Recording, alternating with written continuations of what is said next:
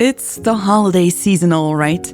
If you're in the mood for some extra time with Hannah, Millie, Lex, and Mary, you should check out the 12 Days of Romance series on the website. We have a few more days to go with an extra scene every day until Christmas Eve. All patrons have access, so if you want to join us, check lesbianromantic.com/support. I have some more things to share, but let's get to the story first, shall we? Welcome to the Lesbian Romantic Podcast. This is Connection Revealed, Part 8. September 20th, 2063. Region 5 of the American Desert, New Mexico, North American Province. 4:15 p.m. local time.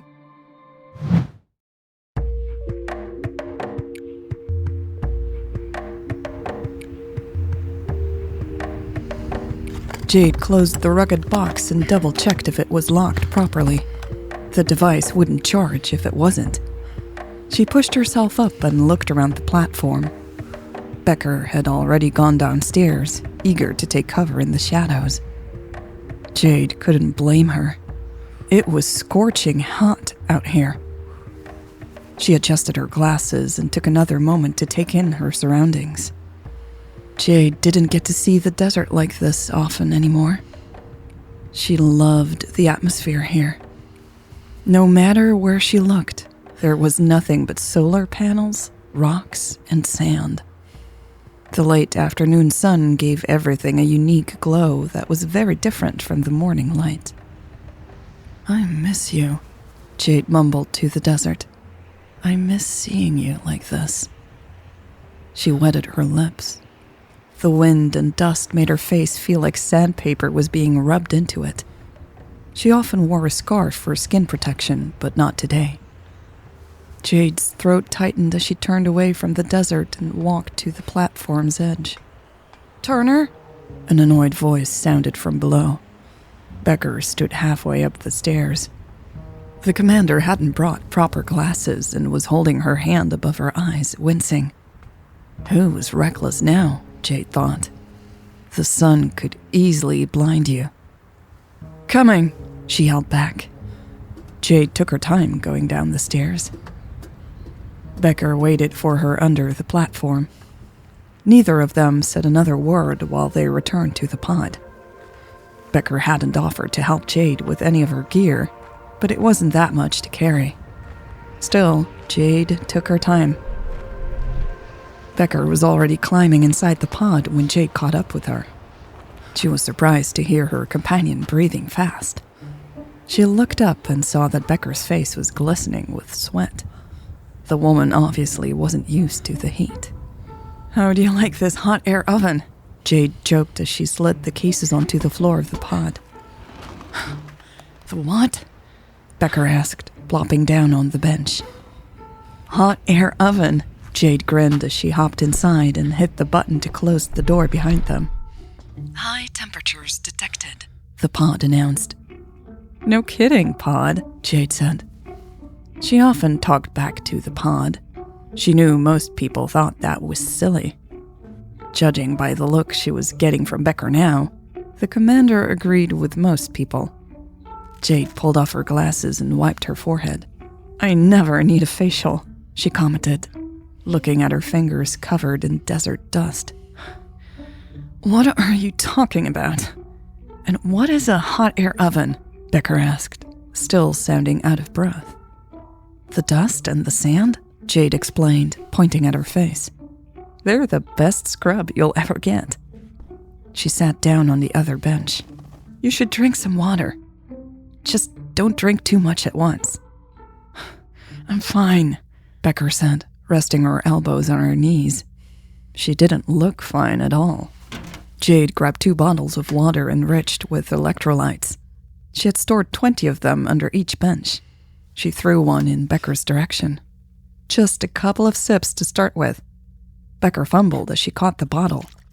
"Fuck," she cursed. "A warning, please." Jade grinned at her. You really don't know what a hot air oven is? She asked as she opened her bottle and took a sip. Becker rolled her eyes and drank too. Back in the day, they were used for baking, Jade smiled. My parents still had one in the kitchen. It was ancient. We never used it, of course. But I played with it a couple of times. Becker wiped her forehead and cheeks. You played with it? Jade nodded, smiling at the memories. I placed little figurines in there and imagined they were people traveling in the desert. What? Becker laughed just as she took another sip. She covered her mouth, but water still dripped down her chin. Jade laughed too. I know it sounds a little creepy. A little? Becker chuckled and wiped her hand on her pants. Okay, more than a little, Jade grinned. She took off her protective shirt. It was still hotter than usual in the pod. It would be for a while.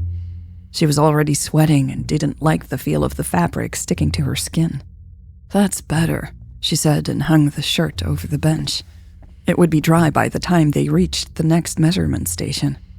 Her tank top would do until then. The pod will remain hot for a while. It's better to acclimate slowly. You might have to take off your uniform. Not happening, Becker replied. The harshness in her voice was back. Jade gritted her teeth and put down her water bottle. Becker had been agreeable for a minute. It seemed the woman wasn't capable of being nice for 1 second longer. It was tiresome. I'm going to check if the travel plan changed, Jade said and walked to the driver's seat. We need to get going. I'll download the data once we're on our way to the second station. Can you send that data to my tablet? Becker asked, walking to the bench at the back of the pod. She was a bit wobbly. If she had been a nicer person, Jade would be worried. I don't think you can do anything with that data, Jade said as she shifted in her seat. Send it to me, Becker repeated. Whatever, Jade sighed and focused on the control panel. September 20th, 2063. Region 5 of the American Desert, New Mexico, North American Province. 9:15 p.m. local time.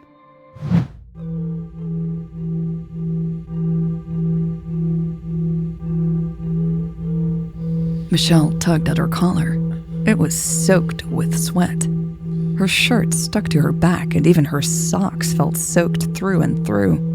She couldn't remember being this uncomfortable in her uniform since basic training. Are you sure the AC is working? She asked, trying to sound casual. It is. It's just going slow to preserve battery, Turner answered without looking up from her tablet. It'll cool down after the sun has set anyway. Right, Michelle sighed. Another drop of sweat rolled down her cheek. Just get rid of those clothes, Turner mumbled. You'll feel much more comfortable. Michelle ignored her. There was no way she was taking off her uniform. She'd just have to sweat it out until it was dark.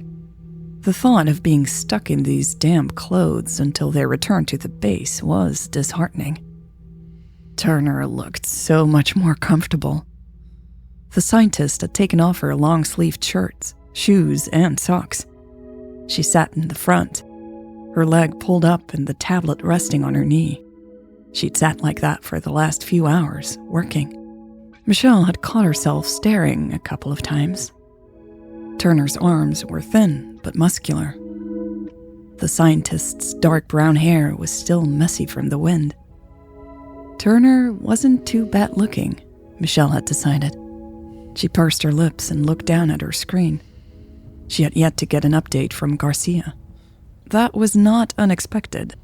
She imagined he had a million things to do to cover up his presence on the Fireblue network. Still, Michelle wished she would get some news. The closer they got to the border, the more exposed she felt. She was starting to second-guess her decision to join Turner on this mission. What if they were spotted by the rebels? Theoretically, there was no way for the rebels to know that she was on board at this pod. But what if they did find out? Would they treat her like any other officer of the global army? Or would there be instructions to capture her? Michelle waved at her screen and checked the latest drone surveillance reports. For now, no suspicious activity had been reported, but the drones would pick up less once it got dark. She'd feel much more comfortable once Garcia could spy on the Fireblue communications. "Oh, it's the same problem," Turner groaned. "What?" Michelle asked, pulled from her thoughts. "The cells are no longer charging," Jade said and jumped up. She ran her hand through her hair. "And I don't understand why. It's fucking frustrating." "Are these the new or the old cells?" Michelle said, joining Turner at the front of the pod. She looked at the tablet in Turner's hand. "Let me see." Turner lifted the tablet and pointed. "These are the old cells. They're behaving the same way as the ones at the measurement station near the base. The newer cells haven't completely stopped charging yet, but they will soon." Michelle grabbed the tablet to get a better look, but Turner didn't let go. Their gazes met, and Michelle was lost in big brown eyes for just a millisecond. "Can I look?" she asked, tugging at the tablet. Turner's eyes narrowed. "I sent you this data. Seriously? Just give the damn tablet for a moment," Michelle insisted, still holding Turner's gaze. The scientist finally caved and let go of the device. It took Michelle a few seconds to take in the different graphs. Those Bambi eyes with long eyelashes were hard to get out of her brain. "It seems like the decline accelerated?" she asked, frowning. "Yes, the newer cells are deteriorating faster today." Turner nodded, her shoulder bumping into Michelle's. She pointed at one of the graphs on the screen. "This is a projection of when they stop charging altogether." Michelle squinted at the tiny letters under the graph. 5 days? She asked, alarmed. "Yeah," Turner said. "And that'll probably go down even more at this rate." "Fuck," Michelle cursed.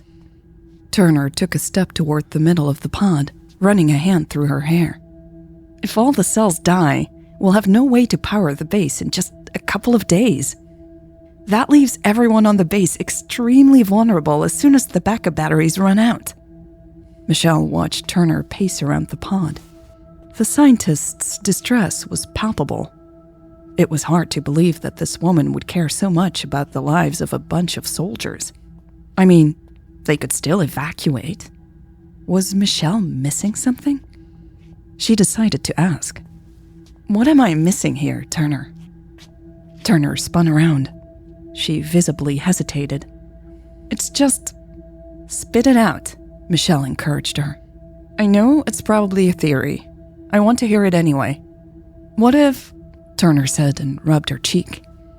"I'm still hopeful the other 2 stations will be different, but what if it's all the cells? What if this is happening everywhere?" "Everywhere?" Michelle asked slowly, struggling to process. She took a step toward Turner.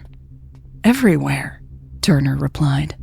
"Every measurement station around the world." Her brown eyes were big and scared. "Everywhere," Michelle repeated softly, eyes widening as she started to understand.